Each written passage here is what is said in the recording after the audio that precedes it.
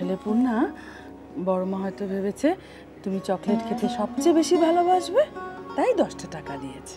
ঠিক আছে, বড় মা না আসুক, আমি তো এসেছি। এই তো আমি তোমাকে আদর করলাম, এবার ঠিক আছে চলো।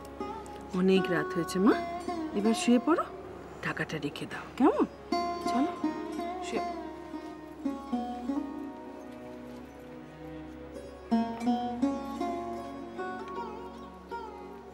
ঘুমিয়ে পড়ো।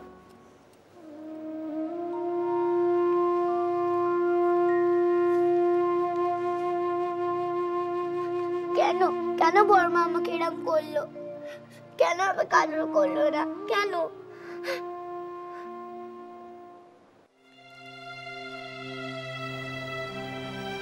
দিদি ভাই, কি হয়েছে? Any problem? ভাইয়া, পূর্ণার ব্যাপারটা নিয়ে আমি খুব চিন্তায় রয়েছি রে। কেন গো, সবই তো ঠিকঠাক আছে। একটা টেনশন ছিল, সেটা তো এখন মিটে গেছে।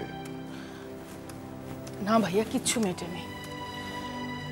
পূর্ণার সম্পর্কে রেবার মনোভাবটা আরো বেশি খারাপ হয়েছে, আর এতটাই খারাপ যে সেটা আমরা ভাবতেও পারবো না। কি হয়েছে দিদি ভাই, আমার একটু খুলে বলো না। পূর্ণার আভা গিয়েছিল রেবার কাছে একটা রাইম শোনাতে, আর সেটা শোনার পর রেবা আভাকে জড়িয়ে ধরে আদর করে, আর পূর্ণাকে একটা 10টা টাকার নোট দিয়ে বলে চকলেট কিনে খেতে। পূর্ণা ছোট হলেও ওই পার্থক্যটা বুঝতে পারে ভাইয়া। আমি ঘরে গিয়ে দেখলাম ওই নোটটা হাতে নিয়েও খুব কাঁদছে। আমি জানি না দিদি ভাই, রেবা কি চাইছে, কি করছে, এসব আমি বুঝতে পারছি না। একটা ঘটনা যেটা ঘটে গেছে সেটা আঁকড়ে ধরে পড়ে থাকার কোনো মানে হয় দিদি ভাই? একটা গোলক ধাঁধার মধ্যে ঘুরে বেড়াচ্ছে। পূর্ণ একটা বাচ্চা মেয়ে, ওর তো একটু ভালোবাসা দরকার। কেন বুঝতে চাইছে না রেবাকে, আমি বুঝিয়ে পারছি না। জানিস ভাইয়া, পূর্ণা যখন আমাকে জিজ্ঞেস করে বড় মা কেন ওকে আদর করেনি, কেন 10টা টাকা দিয়ে বলে চকলেট কিনে খেতে, আমি কোনো উত্তর দিতে পারিনি ভাইয়া। আমার কাছে কোনো উত্তর ছিল না। কি উত্তর দেবে দিদি ভাই? এটা তো কোনো উত্তর হয় না ভাইয়া। এরকম যদি পরপরও আঘাত পেতে থাকে তাহলে কিন্তু একটা বড় কিছু ঘটে যেতে পারে।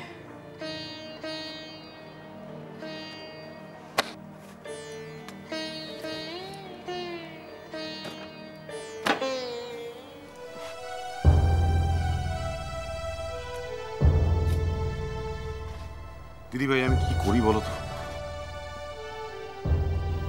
আর কতবার কতভাবে বোঝাবো? আমি তো কিছু বুঝতে পারছি না।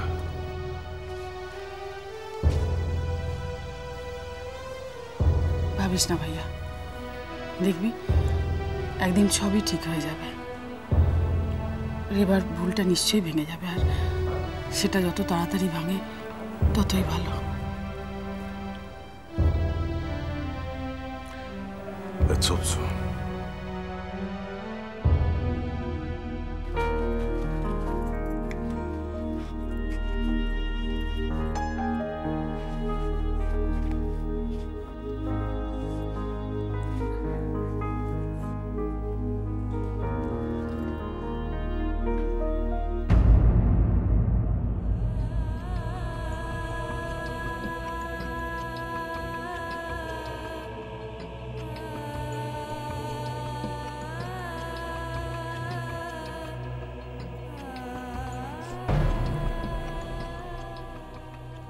কি করছিস রে? ও বাবা, টাকাটা হাতে নিয়ে কি করছিস? কি হয়েছে রে পূর্ণা, বলবি না আমাকে? বড় মা তোকে আদর করলো আর আমাকে তো করলো না আদর। মা মনে হয় ভেবেছে যে তোর টাকাটা পেলেই ভালো লাগবে, টাকা নিয়ে খুব খুশি হবি তুই। হোসনি? তা হয়েছে। কি কিনবি রে এটা দিয়ে? চকলেট? চকলেট না, চকলেট না, এটা দিয়ে আমার জন্য আমি কিচ্ছু কিনবো না। তোর জন্য নয় তো কার জন্য কিনবি? পরে বলবো। তুই কি বলতে এসেছিস আমাকে? তোকে কি বলতে এলাম, যা ভুলে গেছি, দাঁড়া ভাবি। ঘরে ঢুকেই বলতে যাচ্ছিলিস, তারপর আমার হাতে টাকাটা দেখে। ও হ্যাঁ, মনে পড়েছে, ফেরিটেল থেকে নাটক হবে, আমি পাঠ করব। নাটক হবে? তুই সেখানে পাঠ করবি? কিন্তু একা একা তো প্র্যাকটিস হবে না, তোকে হেল্প করতে হবে। তুই হবি প্রিন্সেস আর আমি হব ড্রাগন। আয় তো আমার সঙ্গে। আমি তো কিছুই জানি না। দূর বোকা, আমি তোকে সব শিখিয়ে দেবো, আয় না। কি হলো? তুই যা, আমি যাচ্ছি। তুই ফেয়ারি টেলের প্রিন্সেস হবি না? হব রে বাবা, হব।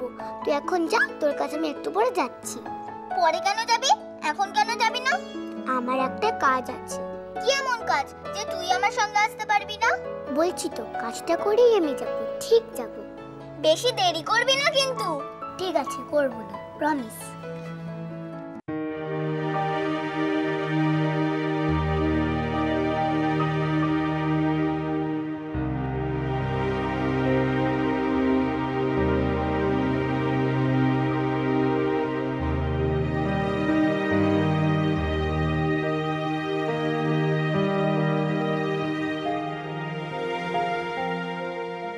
কাকু, দাও না সন্দেশ।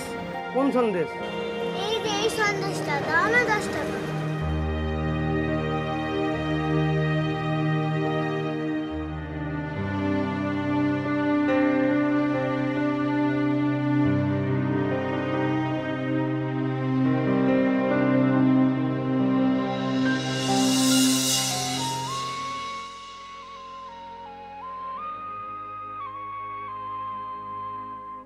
আকাশ পানে চেয়ে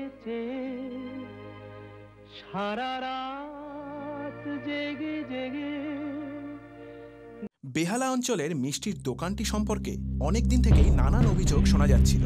এই দোকানের ভেজাল মিষ্টি খেয়ে বীরেন রায় রোডের অনেকে অসুস্থ হয়ে পড়েছিল।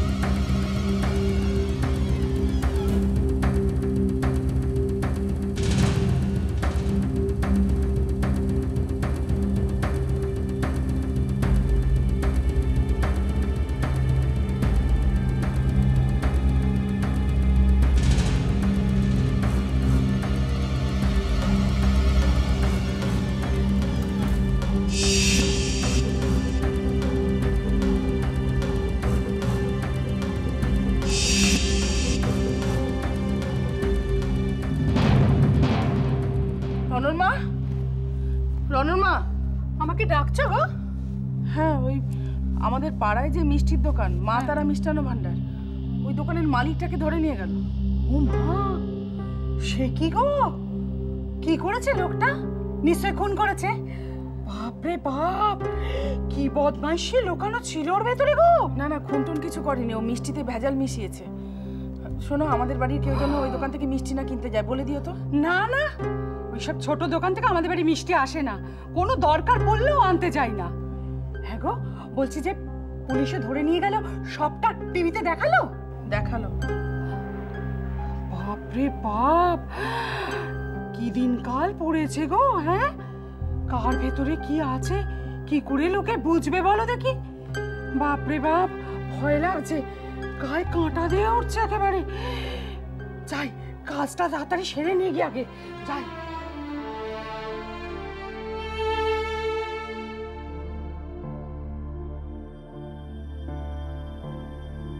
কত বাচ্চা, রোগী, বয়স্ক মানুষ এই মিষ্টিগুলো খাবে, আর তাতেও ভেজাল।